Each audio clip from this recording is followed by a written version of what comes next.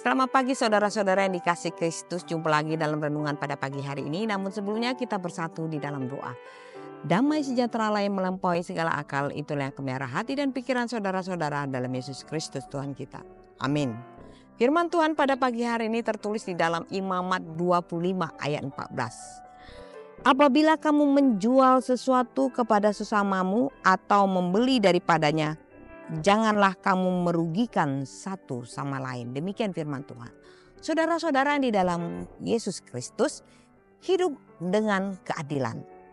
Pada awal tahun baru ini kita diberikan kesempatan untuk merenung dan memperbarui hidup kita.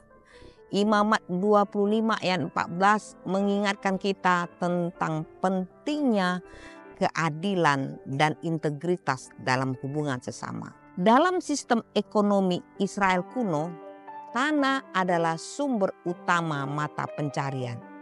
Dan tanah tidak boleh dimiliki secara permanen oleh individu. Karena pada tahun Yobel, setiap 50 tahun, tanah yang dijual individu atau disewakan, maka akan dikembalikan keseluruhan kepada keluarga aslinya.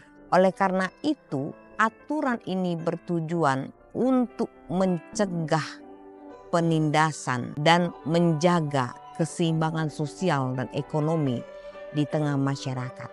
Kata menindas dalam bahasa Ibrani dapat dipahami sebagai tindakan merugikan atau mengeksploitasi orang lain. Ini berhubungan dengan tindakan yang tidak adil dalam transaksi atau perdagangan.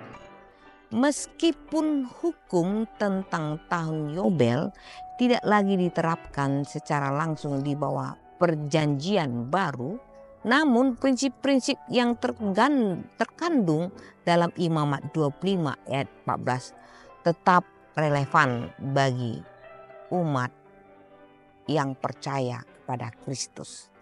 Dalam konteks kehidupan modern, ayat ini mengingatkan kita untuk tidak mengeksploitasi orang lain dalam bentuk bisnis, pekerjaan, atau relasi sosial. Keadilan, kejujuran, dan integritas adalah nilai-nilai yang harus dijunjung tinggi oleh umat yang percaya kepada Kristus. Pakar teologi seringkali menghubungkan prinsip ini dengan ajaran Yesus tentang kasih dan saling mengasihi yang menekankan pentingnya memperlakukan orang lain sebagaimana kita ingin diperlakukan. Dan ini merupakan ajaran Kristus kepada kita. Dalam konteks kehidupan sehari-hari, saudara-saudara, ayat ini mengajarkan agar kita berinteraksi dengan sesama dengan hati yang jujur dan tidak saling menindas. Sebagai umat Tuhan, kita dipanggil untuk saling menghormati dan menjaga hubungan yang adil, terutama dalam urusan bisnis dan atau juga transaksi. Tahun baru ini adalah waktu yang tepat untuk meninjau kembali cara kita berinteraksi dengan orang lain, terutama dalam hal keuangan, kerja, dan relasi dunia kerja. Kita diingatkan untuk tidak mengeksploitasi rekan kerja kita, memberi gaji yang adil, atau menghindari praktik-praktik yang merugikan sesama, seperti penipuan atau penyalahgunaan kekuasaan.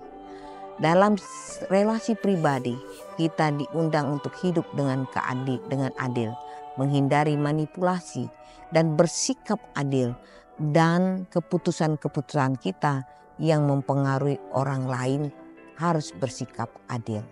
Imamat 25 ayat 14 mengingatkan kita untuk tidak hanya mencari keuntungan bagi diri sendiri, tetapi juga untuk memperhatikan kesejahteraan orang lain, kesejahteraan orang-orang di sekitar kita.